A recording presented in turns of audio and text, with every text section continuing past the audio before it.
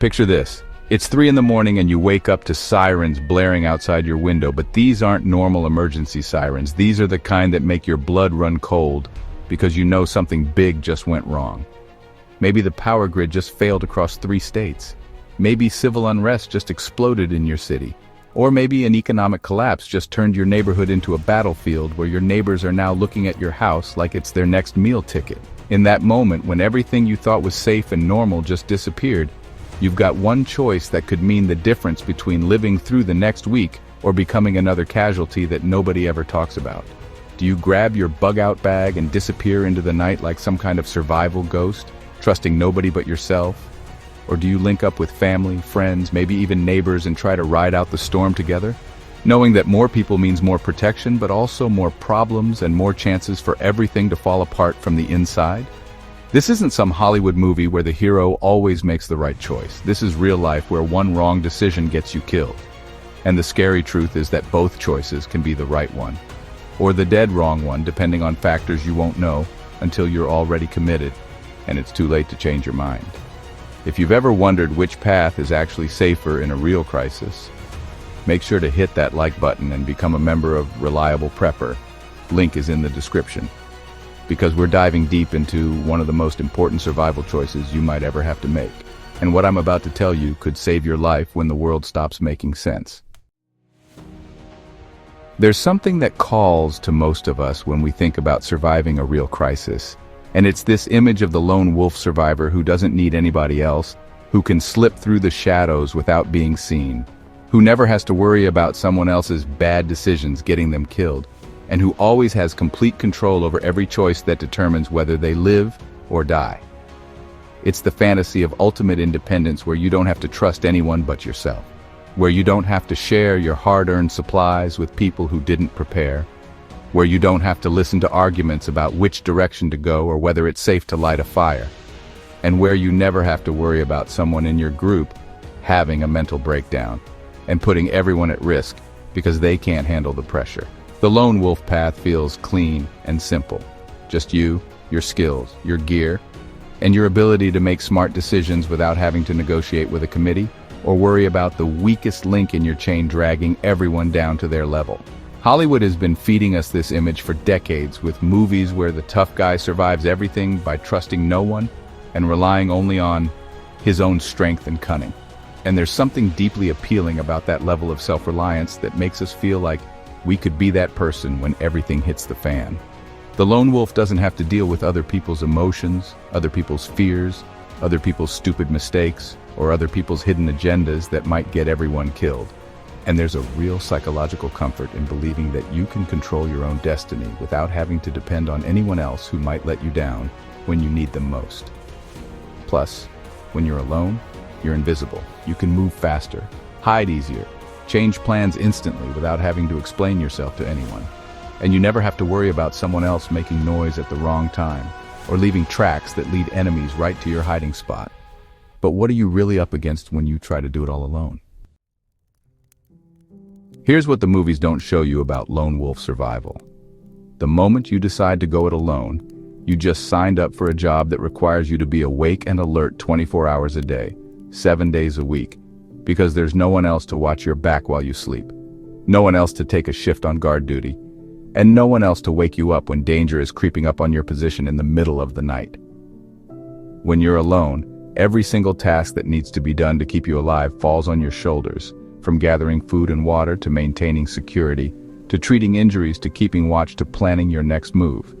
And the human body simply wasn't designed to handle that kind of constant stress and sleep deprivation for more than a few days before your decision-making starts to fall apart and you start making the kind of mistakes that get you killed. Imagine you're trying to stay hidden in an abandoned building and you haven't slept more than 2 hours at a time in 5 days because every little sound could be someone coming to kill you and take your stuff. Your hands start shaking, your vision gets blurry, you start hearing things that aren't there. And suddenly you're not the sharp, capable survivor you thought you were. You're just another exhausted person stumbling toward disaster. And what happens when you get sick or injured with no one around to help you? Maybe you cut yourself badly while trying to break into a building for supplies. Maybe you catch pneumonia from being cold and wet for too long. Maybe you twist your ankle while running from a threat and now you can barely walk, let alone run or fight. When you're alone, a simple infection from a small cut can kill you because there's no one to help you find medicine. No one to watch over you while you're too weak to defend yourself, and no one to pick up the slack when your body starts breaking down under the constant pressure of trying to survive without backup. The psychological toll is even worse than the physical demands. Humans are social creatures, and when you cut yourself off from all human contact for weeks or months, your mind starts playing tricks on you. Paranoia sets in. Depression can make you stop caring about survival altogether. And the isolation can literally drive you crazy in ways that make you more dangerous to yourself than any external threat. Think about this scenario. You've been surviving alone for 2 weeks, living in an old warehouse and scavenging for food at night, but yesterday you hurt your back, lifting some heavy debris, and today you can barely move without shooting pain down your leg. You're running a fever from some kind of infection, and you just heard voices outside that sound like they're planning to search every building in this area tomorrow morning. You're too sick to run, too weak to fight, and there's absolutely no one coming to help you because you chose to face this crisis alone. But before you think that joining up with other people is automatically the safer choice, let's talk about why so many survival groups turn into their own worst nightmare and end up being more dangerous than whatever threat they were trying to survive in the first place. The biggest problem with groups isn't the external threats they face together. It's the internal threats that tear them apart from the inside. And trust me when I tell you that the wrong group of people can get you killed faster than any natural disaster or economic collapse ever could. Maybe you've got that one person who talks a big game about being prepared, but when the crisis hits, they expect everyone else to take care of them, while they contribute nothing but complaints and excuses. Or maybe you've got someone who thinks they should be the leader because they read a bunch of survival books, but they've never actually practiced any of the skills they think they know. And they keep making dangerous decisions that put everyone at risk because their ego won't let them admit they don't know what they're doing. Family groups can be especially tricky because blood relation doesn't automatically mean someone will have your back when things get scary. Your brother, who seemed solid before the crisis, might turn into a selfish hoarder who tries to hide food from the rest of the family. Or your sister might have a complete mental breakdown and become so unstable that she puts everyone in danger with her unpredictable behavior.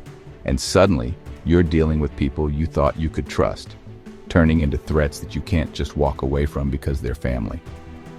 Friend groups aren't immune to this problem either.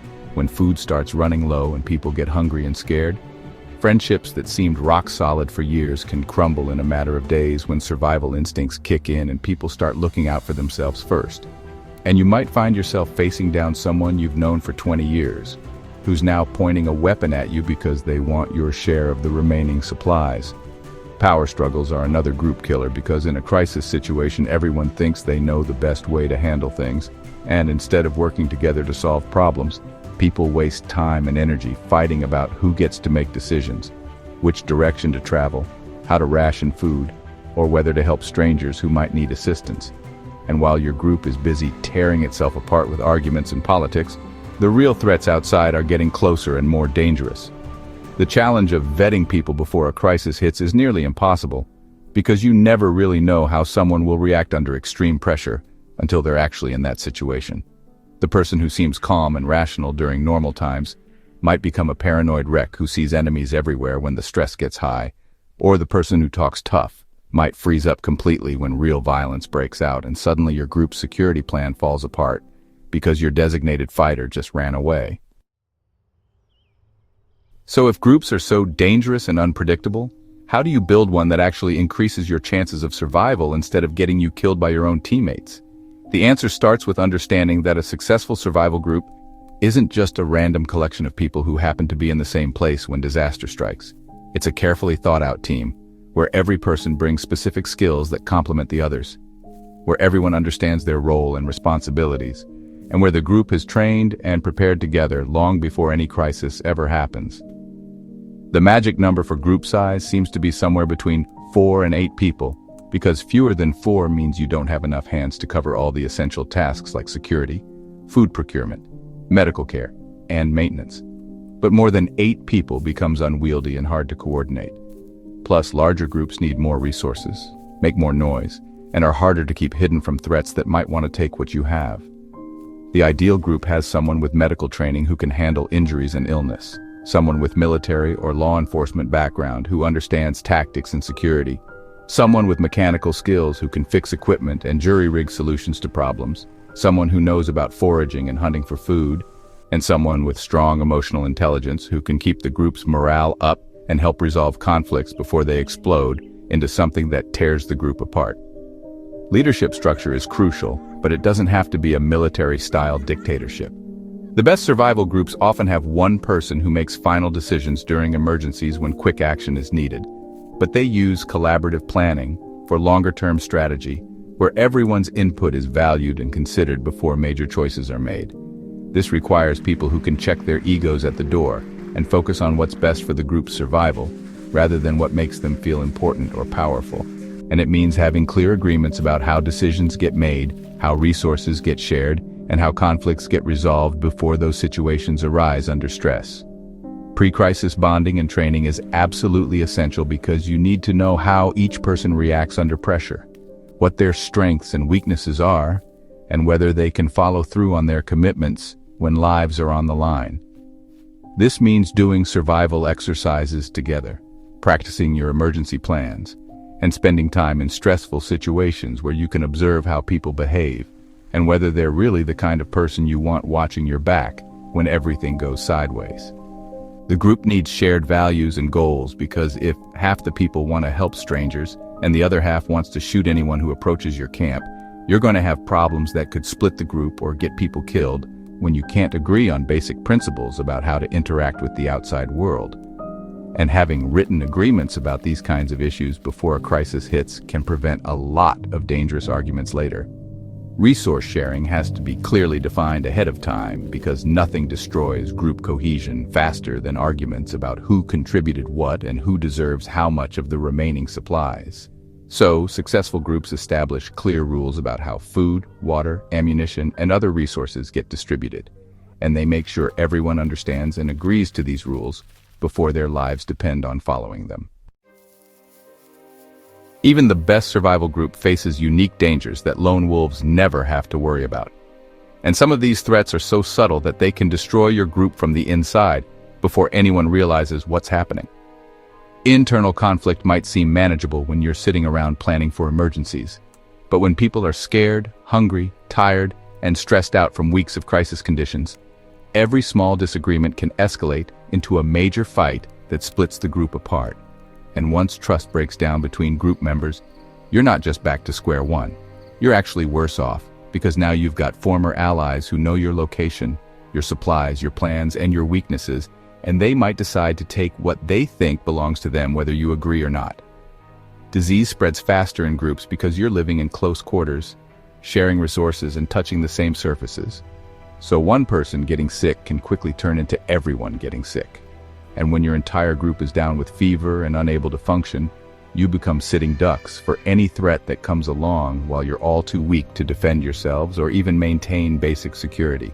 Gossip and rumors can poison group dynamics just as effectively as any external enemy, because when people are stressed and scared, they start talking behind each other's backs, spreading suspicions about who's not pulling their weight or who might be planning to leave with more than their fair share of supplies.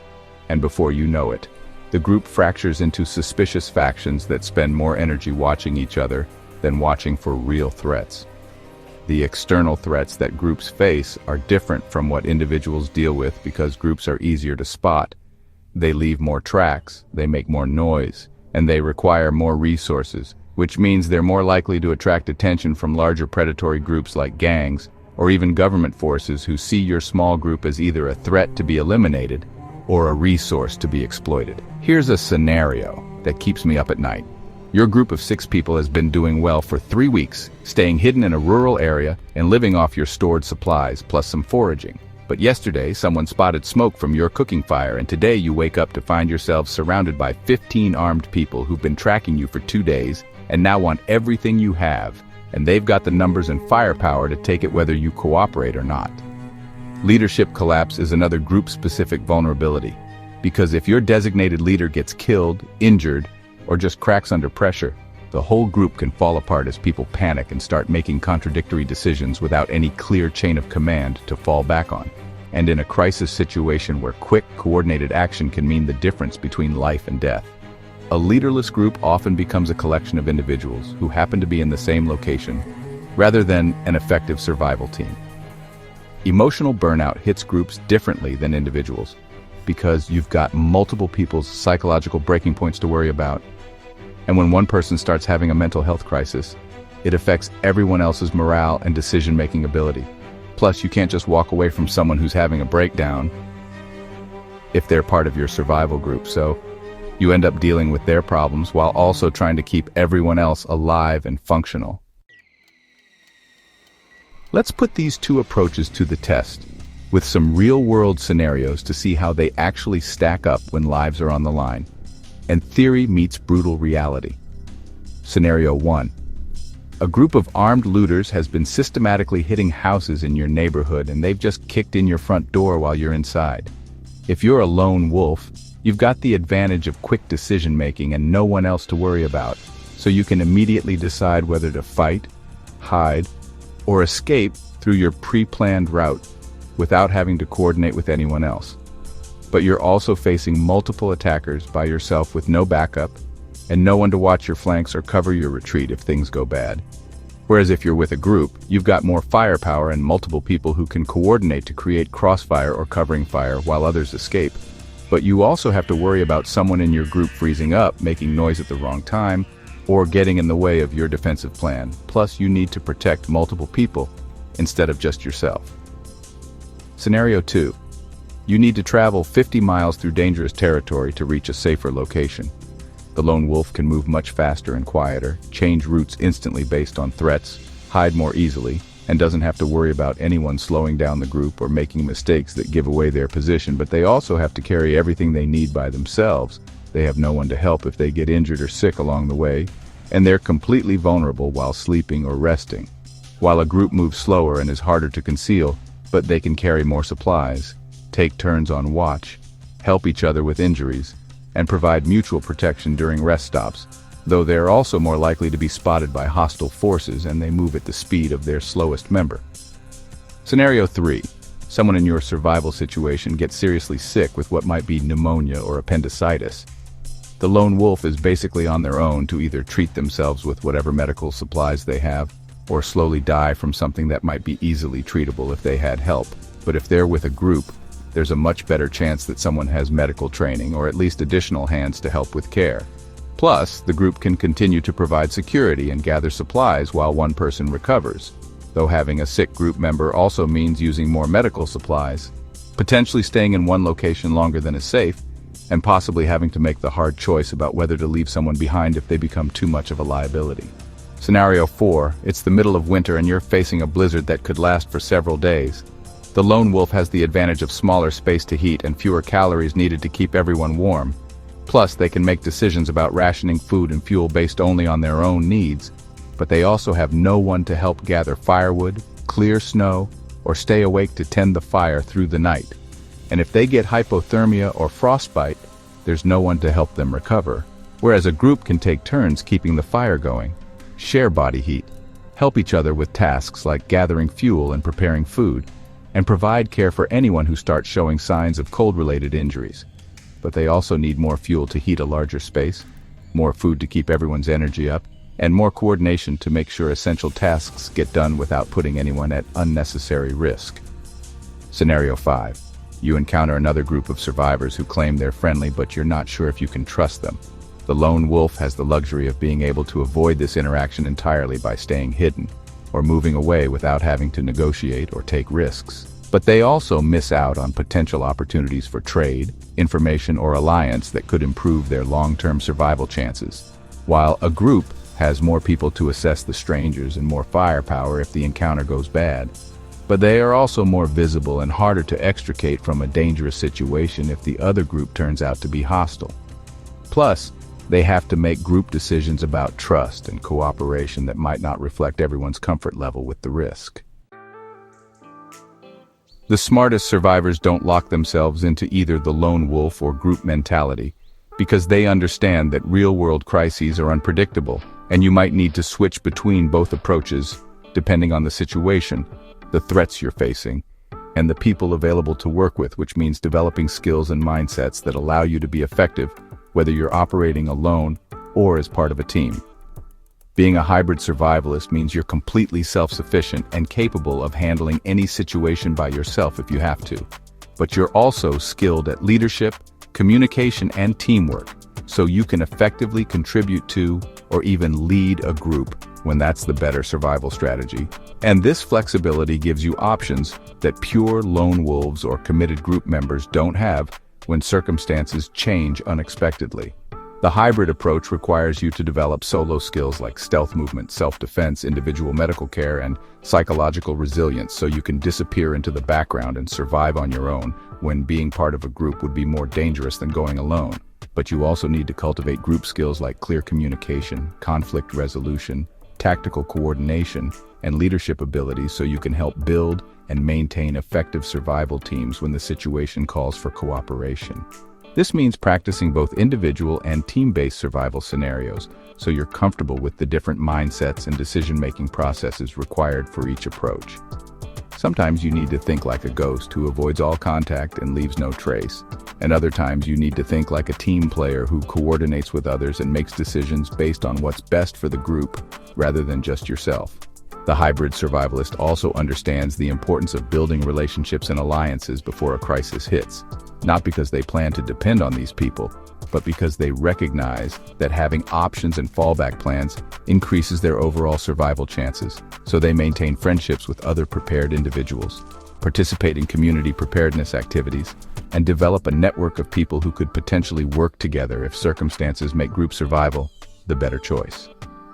Creating flexible group agreements is another key hybrid skill because it allows you to establish the framework for cooperation without locking yourself into rigid commitments that might not make sense when a real crisis unfolds. So you might have understandings with neighbors about mutual defense or resource sharing that can be activated if needed, but you're not obligated to stick with arrangements that become dangerous or counterproductive as situations evolve.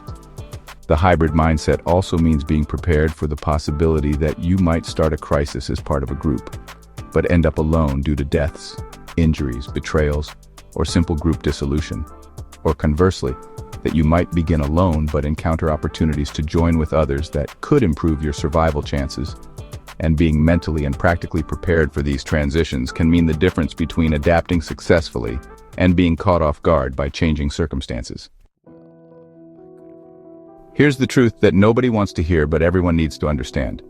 There is no universal answer to whether lone wolf or group survival is safer, because your survival depends on so many variables that change constantly during a crisis, including the specific type of threat you're facing, the geographic area you're in, the other people available to work with, your own skill level and physical condition, and the current phase of whatever disaster scenario you're dealing with. For most people in most long-term crisis situations, being part of a well-organized, well-prepared group with shared values and complementary skills gives you better odds of surviving than trying to go it alone simply because the advantages of shared workload, mutual protection, combined resources, and psychological support outweigh the disadvantages of interpersonal conflict and resource competition. But this is only true if you're talking about the right kind of group with the right kind of people who have prepared together and established clear agreements about how they'll work together. However, there are definitely situations where going lone wolf is not just safer but absolutely necessary for survival, particularly during the initial chaos phase of a crisis when you need to move fast and avoid detection, when you're dealing with a contaminated environment where groups spread disease faster, when the available people around you are more dangerous than helpful, or when you're facing specific mission-type objectives like reconnaissance, resource gathering, or escape and evasion that require stealth and speed rather than strength in numbers. The biggest danger isn't choosing the wrong approach, it's becoming overconfident in whichever approach you prefer and failing to recognize when circumstances require you to switch strategies, because the survivalist who insists on going alone when they desperately need help is just as doomed as the person who stays with a toxic group because they're afraid of being by themselves. Real survival safety comes from developing both sets of skills, maintaining the flexibility to switch between approaches as situations change, staying humble about your own limitations and the unpredictability of crisis scenarios, and always being prepared for the possibility that your current plan isn't going to work, and you'll need to adapt quickly to survive whatever reality throws at you next. The survivors who make it through long-term disasters are the ones who can read changing situations accurately, who don't let ego or fear lock them into bad decisions, who prepare for multiple scenarios rather than betting everything on one approach, and who understand that survival is about adaptation and flexibility rather than having the perfect plan from the beginning. Because in a real crisis, the perfect plan doesn't exist, and the people who survive are the ones who can improvise, adapt, and overcome whatever obstacles they encounter along the way. What we've just walked through together isn't some academic exercise. This is real-world knowledge that could determine whether you live or die when normal life disappears and survival becomes the only thing that matters. The lone wolf path offers freedom and control, but demands skills and mental resilience that most people don't possess, while group survival provides support and protection, but only if you can build the right team with people who share your values and have prepared together. The hybrid approach gives you the most options and the best chance of adapting to whatever unfolds, but it requires more preparation and mental flexibility than committing to just one strategy. Whatever path feels right for your situation, the time to prepare is now. While you can still choose your teammates, practice your skills, and make your plans without the pressure of immediate threats breathing down your neck. Don't wait until the world is falling apart to figure out whether you're better off alone or with others. Start building those skills today. Start having those conversations with family and friends today, and start creating the foundation for whichever survival approach makes sense for your circumstances. If this opened your eyes to something you hadn't considered, share this with someone who needs to hear these truths, because the more people who understand these principles, the better chance we all have of making it through whatever challenges are coming our way. Don't forget to subscribe and become a member of Reliable Prepper. Link is in the description. Because we're building a community of people who take survival seriously and support each other with real practical knowledge that could save lives when everything else fails.